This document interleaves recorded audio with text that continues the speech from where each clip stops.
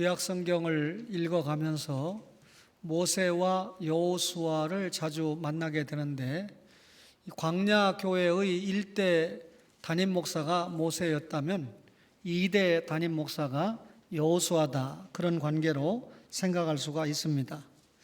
모세와 달리 여호수아는 하나님이 약속하신 가나안 땅을 정복하고 그 땅을 분배하는 사명을 잘 마치고 110세에 하나님의 부름을 받은 그런 지도자입니다. 여호수아가 죽고 난 다음에 또 유명한 구약의 3대 학자 중에 한 사람인 사무엘을 만나게 되는데, 그때까지 대략 336년간의 시기를 사사시대다, 이렇게 생각을 합니다. 그러면 사사는 어떤 사람을 사사라고 할까요? 이스라엘의 정치적이고 군사적인 지도자 역할을 감당한 사람이 사사였습니다.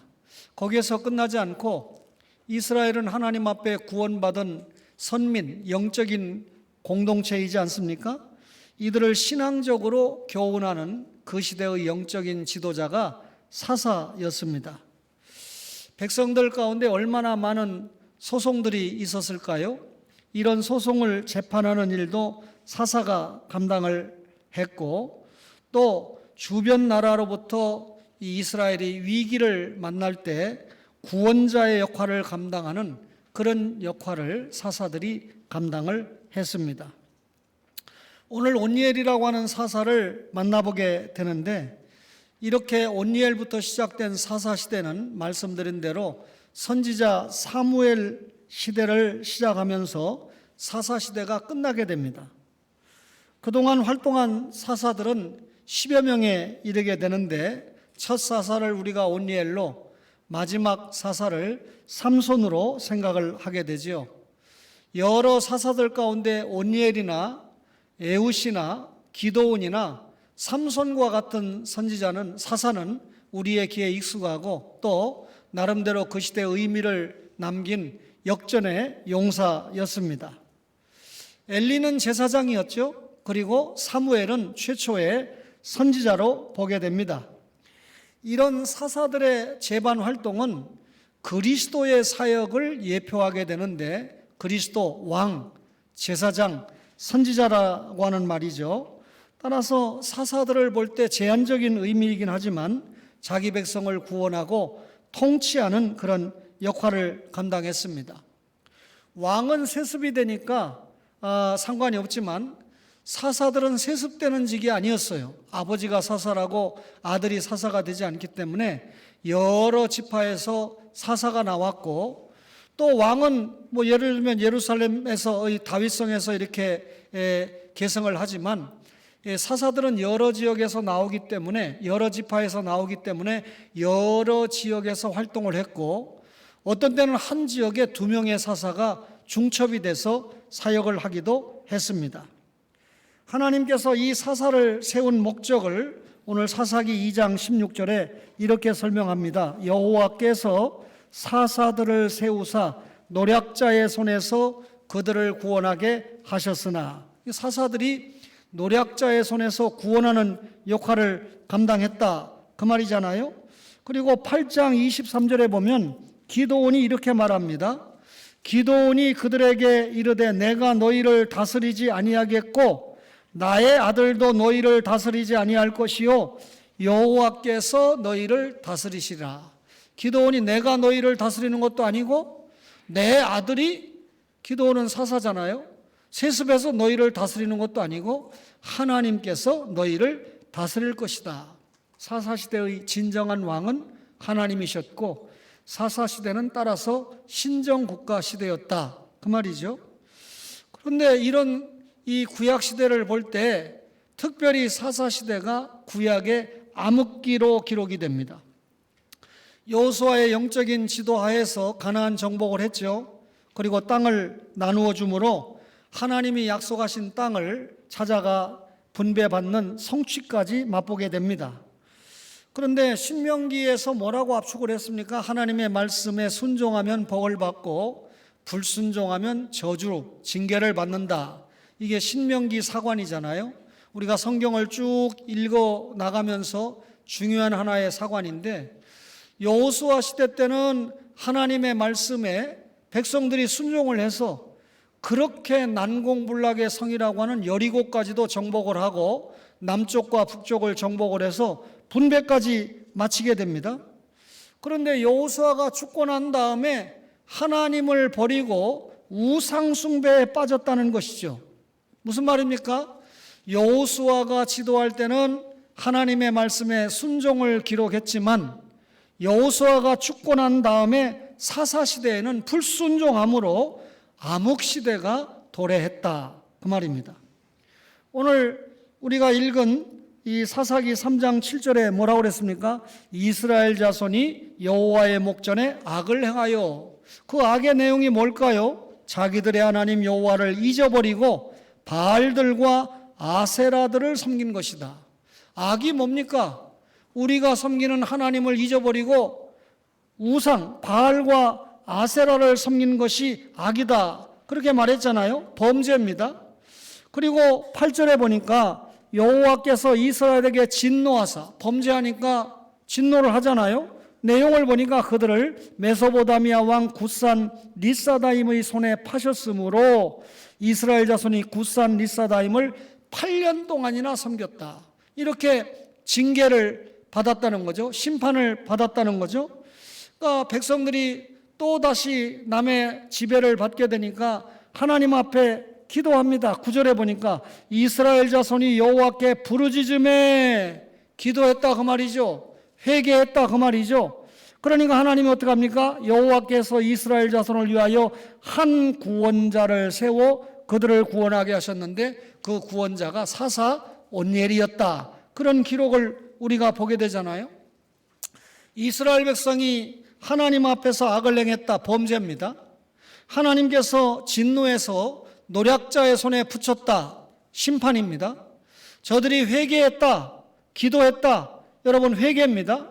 그리고 하나님께서 회개한 저들을 용서해서 구원자를 세워서 저들을 노략자의 손에서 건져주셨다라고 하는 이런 사이클이 사사기를 읽으면 무려 7번이나 반복하는 것을 알게 됩니다. 사사시대에는 왕이 없었습니다. 우상 숭배와 배교로 도덕적인 타락이 심각했습니다. 하나님을 잘 섬기지 않고 우상 숭배에 빠지면 여러분 율법에서 떠나는 거죠. 신약적으로 말하면 기독교 윤리에서 이탈하는 삶을 살게 되는 거죠. 그러니까 혼란이 옵니다. 암흑시대, 무법시대, 부정과 부패와 타락이 극에 달한 시대가 이 사사시대였다. 성경 밖에 교회 역사 시대에는 590년에 그레고리 1세가 교황 1세라고 주장을 하면서 1517년에 마르틴 루터가 교회 개혁을 일으키기까지 1000년 동안을 중세 암흑시대다. 중세 암흑시대라는 말은 개혁의 여명이 필요한 시대다, 그 말이죠. 그래서 루터와 칼빈이 사용을 받았던 겁니다. 마찬가지로 사사시대가 그런 암흑시대였다.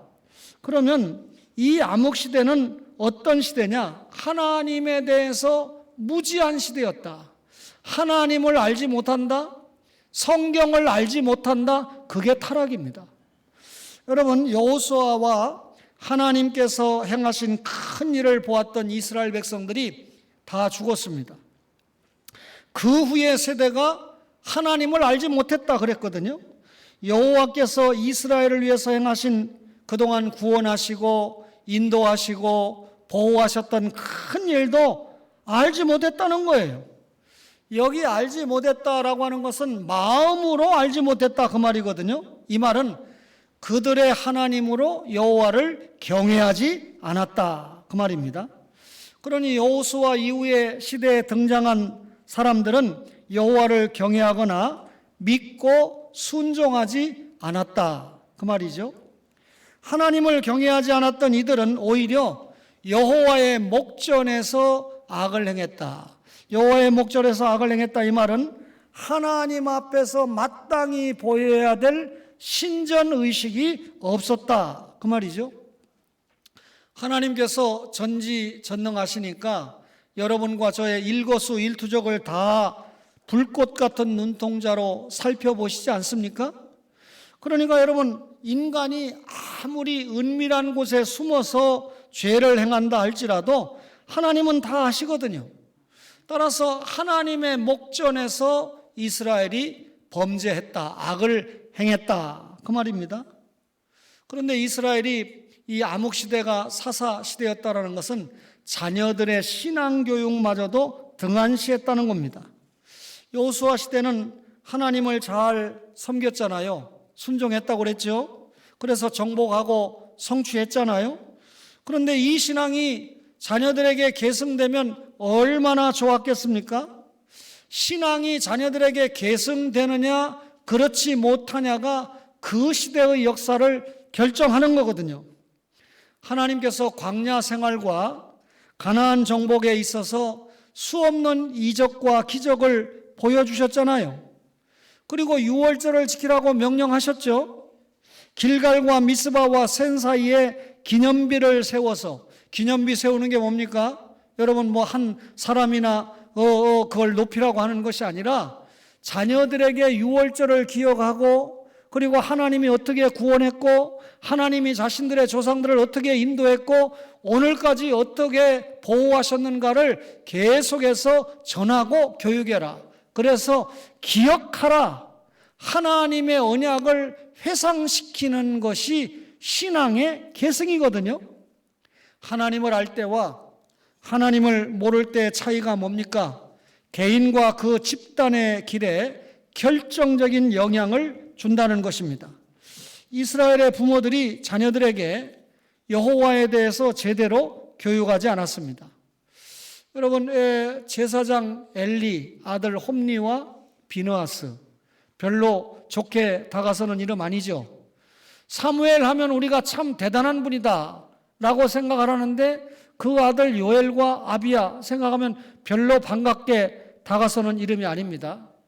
어느 공직자가 그 머리 좋은 이 실력을 가지고 나라와 민족을 위해서 좀 개혁을 위해서 사용을 받으면 얼마나 좋았겠습니까마는 보니까 자식도 학폭에 관련이 됐는데 그 문제를 처리해 가는데도 아버지의 이 공권력을 부당하게 사용했다는 것을 뭐 제가 말 안 해도 여러분 삼척동자도 다 아는 거 아닙니까? 검사는 그만두고요, 검사 운전사만 해도 그 정도 다 빼내는 그런 시대에 살았던 암울한 시대였습니다. 이거 개혁돼야 되잖아요. 신앙교육이 잘 돼야 아버지도 잘 되고 자식도 잘 되고 특별히 손자도 잘 될 거 아닙니까? 그런데 이 하나님의 사랑의 법을 자녀들에게 계승시키지 못했어요.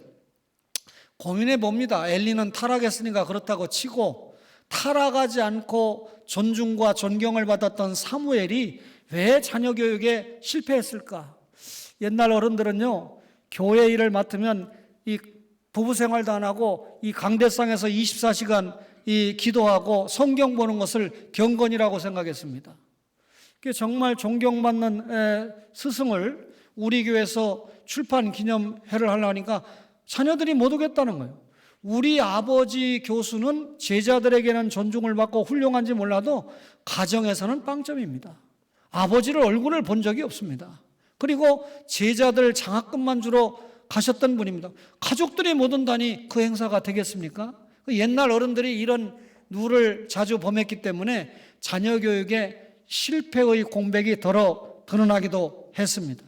목사가 아니면서도 용서하세요. 우리 교회 대표적으로 반주하는 딸이 있죠. 또 찬양 인도하는 그 동생이 있죠. 윤현주일학교에서 9시에 예배를 예쁘게 드린 또 막내 3남매가 있죠. 한 김종선 목사처럼 한 5남매 정도는 낳았어야 되는데 왜 셋만 낳고 말았는지 모르겠어요. 이 자녀들이 잘 커서 시집가고 장가가는 것이 아니라 데려오면 얘기는 달라집니다. 아멘 안 해도 돼요. 하나님이 다 이루실 역사이기 때문에 뭐 미래를 걱정합니까? 자녀 교육을 제대로 하면 주님의 교회는 주님이 책임지신다는 거죠. 자녀 교육을 신앙적으로 제대로 못하는 것이 사사시대 암흑기를 만들었다, 그 말입니다. 하나님께 불순종했던 시대입니다. 여러분, 하나님은 가나안 족속을 어떻게 하라고 했어요? 다 죽이라, 정복해라 그랬잖아요.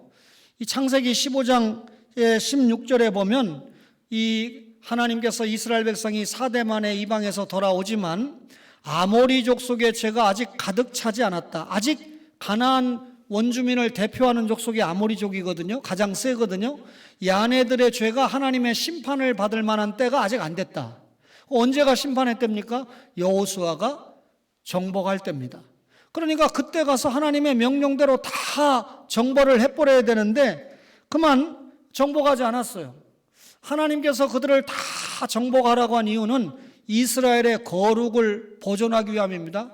가나안 땅 원주민들과 섞여버리면 신앙의 순수성을 보존하기가 어렵거든요. 그런데 이들이 하나님의 말씀에 불순종합니다.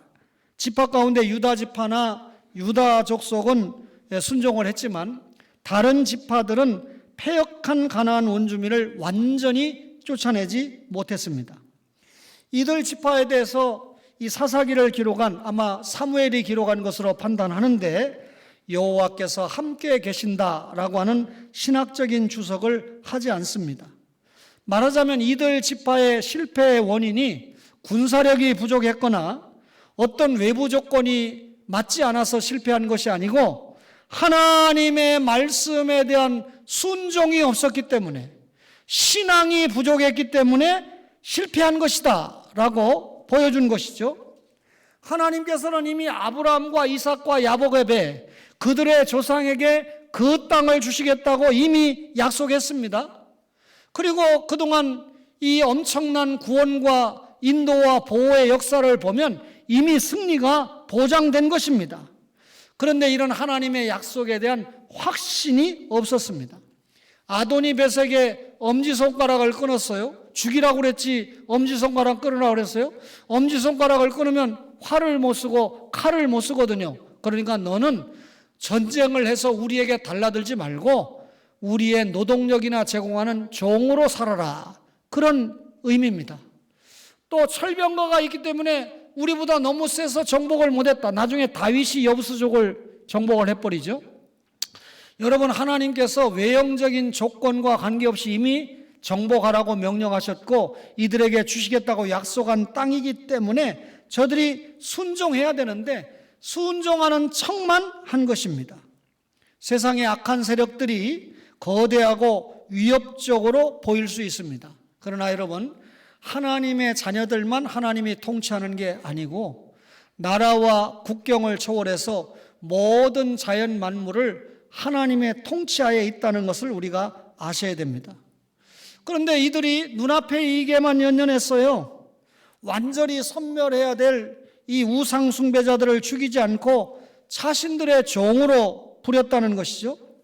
사람의 생각에는 합리적이라고 생각할지 몰라도 그것이 오히려 하나님의 뜻을 역행하고 그르치는 경우가 너무나 많습니다.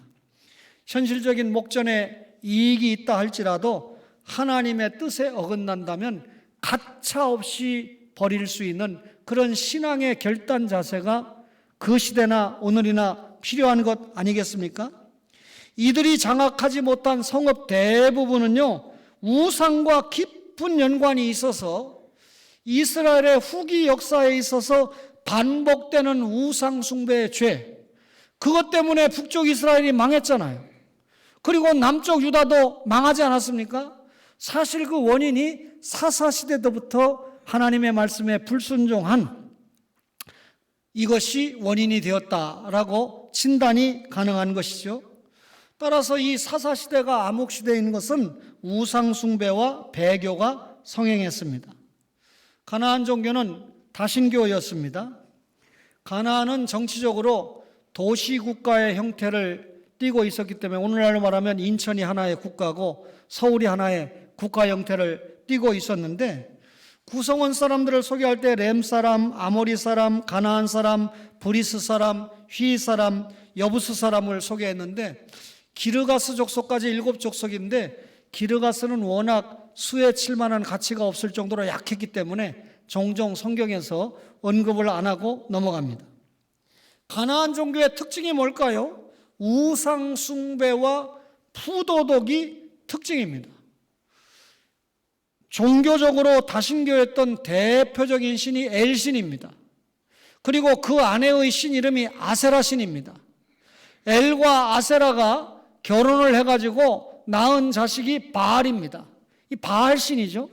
바알이라고 하는 뜻은 주인이라고 하는 뜻인데 다산의 신입니다. 곡물의 발화와 그리고 성장, 목축의 증가, 그리고 종족의 생산력을 책임진 신이 바알 신이라는 거예요. 그런데 이 가나안 신들을 종합해서 보면 얼마나 잔인한지 모릅니다. 어제 제가 이 선악 터널을 지나가는데 차선 하나를 막았더라고요. 경찰이 맞아서 두 명이 한 명은 맞고 한 명은 또 안에서 있길래 야 우리 주영 집사가 거기서 일하나 이렇게 봤더니 사고가 난 게 아니고 용서하세요. 고양이가 한 마리 쳐서 죽었더라고요. 아마 고양이를 치우기까지 경찰들이 그런 서비스까지 봉사까지 하는 모양이죠. 뭐 제가 지나가는 순간에 본 거니까 그 뒤에는 모르겠습니다만 분명한 것은 고양이가 죽어 있는데 경찰차가 막고 있고 입구에서 한 차선을 막아서 아마 처리하는 과정까지 그랬겠죠. 여러분, 피조물과 상생하는 지혜가 있어야 되는데 우리나라는 지금 과한 정도가 됐죠. 반려동물에 대해서 반려동물을 사랑하는 여러분 계속 사랑해야 됩니다. 그러나 반려동물을 사랑할 때마다 저 아프리카에 굶어 죽는 북한의 이 기아 때문에 굶어 죽는 이런 사람들을 생각하면서 우리가 성숙한 신앙과 생활을 보이는 자세가 필요한 것도 말씀을 드립니다. 얼마나 이 우상 숭배하는 이들이 잔인한지요. 뭐 이 보면 동물을 죽이는 사람들도 굉장히 잔인한 인간들이 많이 있잖아요. 그런데 이 몰렉신 보세요. 자기 자식을 유아를 희생을 시켜가지고 제물로 삼습니다. 종교적인 매춘이 공공연하게 자행이 됩니다. 얼마나 도덕적으로 윤리적으로 타락합니까? 후에 솔로몬이 흰놈 골짜기에다가 몰렉을 위한 제단까지 세웠다는 건 충격적인 일입니다. 남쪽 유다 정통한 거 아닙니까? 12번째 왕인 아하스, 14번째 왕인 므낫세, 북쪽 이스라엘의 19번째 왕인 호세아가요, 자기 아들을 제물로 바치기까지 했습니다. 이게 다 하나님의 말씀에 불순종한 이방 종교의 영향을 받은 행태 아닙니까? 모세는 이스라엘 백성들이 이 악한 족속들을 멸망시키지 않으면 그들의 죄악 속에 이스라엘이 섞이게 된다 경고했던 것입니다. 그러나 이스라엘 백성들이 이런 하나님의 말씀에 순종하지 않은 결과 이방 문화가 그 영토 안에 그대로 남아서 신앙과 생활에 스며드는 거죠. 우리가 전통적으로 유교와 불교와 선교의 뿌리를 가지고 있는데 여기에 기독교 신앙이 들어왔는데 말씀은 받았으면서도 여전히 생활이나 문화나 습관은 유교와 불교와 선교에 젖어 있는 샤머니즘에 젖어 있기 때문에 정말 한국 교회가 개혁교회로 가기가 너무 어려웠던 것입니다. 인천의 지도자들이 만난 모임에 참석을 했는데 저를 마지막에 소개하면서 원장님 주변으로 좌측부터 소개하는데 제가 원장님 우측에 앉아 있었거든요. 마지막에 뭐라고 그러냐면 그동안 인천 기독교계에서 이 존재감이 없었던 고신교단이었는데 신재철 목사님이 참여해 주심으로 존재감이 크게 드러나고 협력해 주셔서 감사합니다. 제가 순간 얼굴이, 이분은 우리 고신을 폄하한 얘기가 아닙니다. 그동안 인천 기독교계에서 고신교단이 대한민국 최고의 교단이다 인정하는 거예요. 그런데 이 교단을 어떻게 하든지 끌어들여야 인천 기독교연합회가 그래도 이 가장 보수적이고 개혁적인 고신교단이 함께한다 이런 얘기를 남기고 싶었는데 고신교단이 아무도 협조를 안 하는 거예요. 용서하세요. 과거에 우리가 보수다, 우리가 개혁이다 하면서 다른 교단 교파 정죄하고 비난하고 연합 안 하고 이게 여러분 1등이지 않았습니까? 그런 개혁주의 하면 안 됩니다. 따뜻한 개혁주의, 여러분 사랑을 담은 개혁주의 해야 되잖아요. 여러분 다른 교파, 다른 이 교단의 사람들도 사랑하면서 때로는 연합하고 때로는 또 우리가 잘하는 것을 홍보를 해서 영향력을 줄 수 있는 그런 모습이 돼야 되잖아요. 그래서 제가 인사하면서 마지막에 그동안 존재감이 없었던 고신교단의 신재철 목사가 오늘 참석하신 분들께 다 점심을 대접하겠습니다 해서 죄를 씻었습니다. 교회가 대접하는 거 아니고 제 개인이 대접하는 겁니다. 물론 때로 제가 교회 대표로 나가니까 필요한 경우에 교회에 요청하는 경우가 있지만 이번에는 제가 개인적으로 그렇게 대접을 해서 그들이 오해하는 거, 고신교단이 참석도 안 하고 밥도 안 사고 협력도 안 하고 그런 목사 아니다, 그런 교단 아니다 라고 하는 것을 보였습니다. 오해하지 마세요. 북쪽 이스라엘의 아합 왕과 7번째 왕이 이 아합이 통치를 할 때 하나님께서 말씀의 선지자 엘리야를 보냈잖아요. 영감의 선지자잖아요. 그가 그럽니다. 열왕기상 18장 21절에 보면 너희가 어느 때까지 둘 사이에서 머뭇머뭇대겠느냐. 너희가 만일 여호와가 하나님이면 그를 따르고 바알이 하나님이면 그를 따를 것이니라. 그러니까 이스라엘 백성이 아무 말도 하지 못했습니다. 너희들이 바알을 따르는 것이 맞느냐? 회개하고 돌아와야 된다, 그 말이잖아요. 여러분, 이스라엘 백성들 삶 속에 가나안 사람들이 섬겼던 이 우상에 얼마나 노출이 되고 만연이 되어 있었던가. 말씀드린 대로 남쪽 유다와 북쪽 이스라엘이 망할 정도, 심판을 받을 정도로 하나님의 말씀을 떠나고 우상이 팽배했던 거예요. 사사기를 읽어오면 4번이나 나오는 반복되는 말씀이 있는데 무슨 말씀입니까? 이스라엘의 왕이 없으므로 백성들이 뭐라고요? 자기 소견대로 행하였더라 라는 말씀이죠. 이 말씀은요, 이스라엘 백성들이 사명을 제대로 감당 못했다는 거예요. 여러분, 교회 와서 무조건 일하면 그게 사명 감당입니까? 주님의 말씀에 합당한 믿음의 헌신이 사명 감당이죠. 이스라엘 백성이 하나님을 왕으로 인정 안 하는데 지들이 무슨 일을 한들 그게 사명 감당이 되겠습니까? 여러분, 이스라엘을 통치하는 왕은 없었지만은 저들을 다스리는 법이 있었잖아요. 이스라엘 백성들이 가나안을 정복했을 때 이미 주권 있었죠. 영토가 있었죠. 백성이 있었죠. 이스라엘 백성들이 애굽에서 나올 때 시내산에서 이미 하나님의 법, 율법을 주지 않았습니까? 따라서 이 율법을 주시고 율법대로 다스려가는 분이 하나님이에요. 필요할 때 사사를 세웠고 나중에 왕을 세운 거 아닙니까? 따라서 이스라엘의 궁극적인 통치자는 기드온이 말한 대로 나나 내 아들이 아니고 누구다? 하나님이다. 이스라엘은 응당 하나님의 율법에 순종해야 했습니다. 그렇게 할 때 전 이스라엘의 백성의 영적인 결속, 거룩과 여러분 이 신실한 사명을 감당하는 제사장 나라 거룩한 백성의 결속이 될 거 아닙니까? 그래야 또 하나님이 늘 저들을 인도하시고 보호하실 거 아닙니까? 약속대로 말씀에 순종하면 복을 준다 그랬잖아요. 그런데 저들은 단지 눈에 보이는 왕이 없다는 이유로 자기 소견대로, 여러분, 이 교회가 장로 소견대로, 목사 소견대로, 여러분 권사 주장대로 교회가 되면 교회가 혼란스러워서 교회 되겠습니까? 여러분, 그럴 수가 없습니다. 당회가 있는 교회이기 때문에, 장로님이 세워진 교회이기 때문에 당회의 결정이 최고의 결정이고, 그리고 당회에서 장을 목사가 맡고 있기 때문에 목사가 목회하는 데 있어서 특별히 성경에서 벗어나는 것이 아니면 장로님들의 협력을 통해서 주의 교회가 진행되는 것이 그게 개혁주의 교회고, 하나님 영광, 교회의 덕, 하나님을 기쁘게 하는 삶, 말은 그렇게 하면서 내 생각, 내 주장, 이게 관철되지 않으면 삐끼고.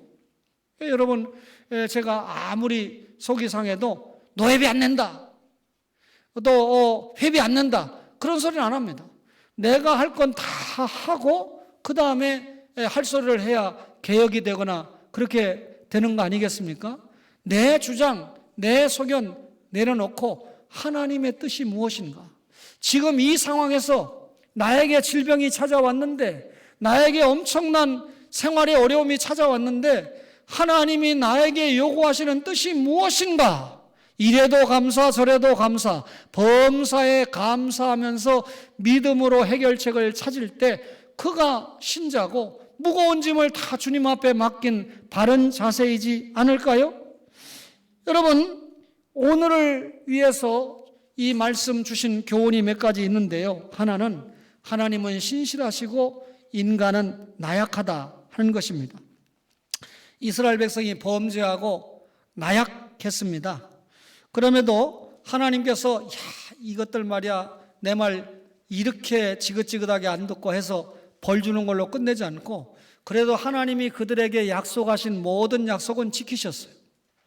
그러니까 하나님께서 한번 우리를 구원 주시면 절대로 구원은 회수하지 않습니다. 성화 과정의 연단과 훈련은 따라오지만 말입니다. 하나님은 불변하시는 분이에요. 그러니까 구약은 하나님의 약속 아닙니까? 예언 아닙니까? 예수님 보내겠다는 예언이잖아요. 신약은 예수님이 오셨으니까 성취가 됐잖아요. 근데 그 예수님이 가시면서 다시 오신다고 했거든요. 그래서 우리는 이미 예언이 성취됐지만 예수님이 다시 오시면 모든 것이 완성된다. 우리 개인의 구원이 완성되고 그리고 이 세상의 모든 구원이 끝이 나고 완성된다라고 확실하게 믿고 있는 거 아닙니까? 여러분, 이스라엘이 성화 과정 중에 회개했을 때 하나님께서 외면하시지 않고 저들을 권고해 주셨습니다. 회복시켜 주셨습니다. 우리가 구원론적인 회개는 한 번으로 끝났지만 성화론적인 회개는 반복될 수밖에 없고 그러면 진정으로 회개하면 주님께서 용서해 주신다 그 말입니다. 하나님의 절대 주권도 보게 되는데요. 우리 인간 역사의 궁극적인 주관자가 누굽니까? 하나님입니다. 모든 민족의 흥망성쇠를 결정하시는 분도 하나님입니다. 이스라엘이 징계당한 것이 누구의 죄 때문이죠? 자신들의 죄 때문입니다. 말씀에 불순종하고 우상숭배하고 자녀교육 등한히하고 영적인 암흑시대를 끌고 간 자기의 죄 때문에 심판받은 거 아니겠어요? 그러면 이스라엘을 징계하는데 몽둥이로 사용받은 아까 메소포타미아나 이런 이 나라들이 여러분 왜 또 심판을 받았습니까? 자기 자신들의 죄 때문에 심판을 받은 거예요. 하나님께서는 공의로운 분이죠. 공의의 입각에서 하나님의 절대 주권을 시행한다는 거죠. 그렇죠? 여러분, 이 공직자들이 언론에 보도된 사람들은 아마 자기들은요, 아마 용서하세요. 우리 정치를 전공한 아들이 잘 알 건데 재수 없어서 걸렸다고 생각할 거예요. 그렇잖아요. SNS가 발달해가지고 금방 폭발하니까 다른 친구들도 다 그렇게 살았는데 왜 나만 걸려가지고 이런 중요한 공직에 들어가지 못할까 이런 생각을 하는 사람이 참 많다는 거죠. 바꿔 말하면 정말 공의롭지 못하고 정의롭지 못한 인간 사회다라고 하는 걸 알 수가 있어요. 우리는 하나님의 절대 주권을 신봉합니다. 여러분, 이 땅에서 우리가 본전 다 찾습니까? 70년 80년 사는데 이 땅에서 먹고 자고 세상적인 복으로 본전 다 찾는 걸 희망하십니까? 우리는 구원받은 우리는 이 땅의 잠시가 아니라 천상에서 영원한 구원과 상급을 사모하면서 신앙생활 하잖아요. 그러니까 이런 모순을 우리가 이겨낼 수 있어요. 함께 휩쓸리지 않을 수 있어요. 우리는 끝까지 함께 정도, 하나님의 말씀에 입각한 믿음으로 갈 수 있는 거죠.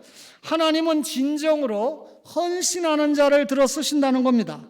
사사들은 그들의 지도적인 위치에도 불구하고 인간적인 약점과 실수를 많이 드러냈습니다.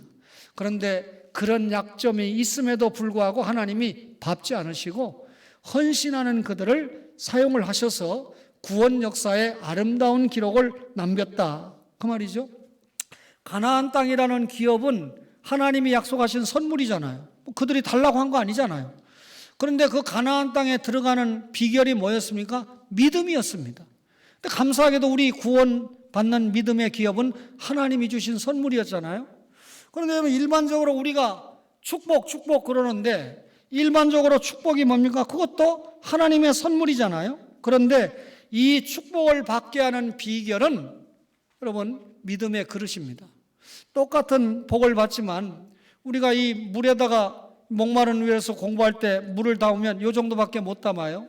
양동 위에 담으면 엄청나게 담을 수 있겠죠. 우리의 믿음의 그릇이 컵이냐 양동이냐에 따라서 담을 수 있는 축복의 분량이 다르고 그 담은 분량이 많으면 많은 사람의 목마름을 해결해 줄 수 있잖아요. 마태복음 25장에 예수님께서 세 가지 우리에게 윤리를 말씀하는데, 성령 충만해야 된다. 열처녀 비유. 달란트 비유를 통해서 은사 활용해야 된다. 지극히 작은 자 하나에게 한 것이 나에게 한 것이다. 양과 염소의 비유를 통해서 기독교 윤리에 입각한 이웃사랑의 삶을 실천해야 된다. 성령 충만해서 이웃사랑을 하면서 우리가 가지고 있는 은사를 활용해서 많은 사람을 예수 앞으로 인도하고, 그리고 예수 잘 믿도록 이끌어주는 것이 여러분과 저의 삶이지 않겠습니까? 믿음의 결국은 구원입니다. 구원은 영생 천국이죠. 거기서 끝나는 게 아니라 우리는 상급까지 생각을 합니다. 개혁주의 신앙생활을 하면 상급이 많아야 되는 건 두말할 필요가 없어요. 이게 개혁주의의 매력입니다. 따라서 개혁주의 교회를 지향하는 초원에서 신앙생활하는 여러분과 저가 하나님 앞에 마음에 쏙 드는 상급이 많이 쌓이는 은혜로운 신앙생활 하시기를 주님의 이름으로 간절히 바랍니다.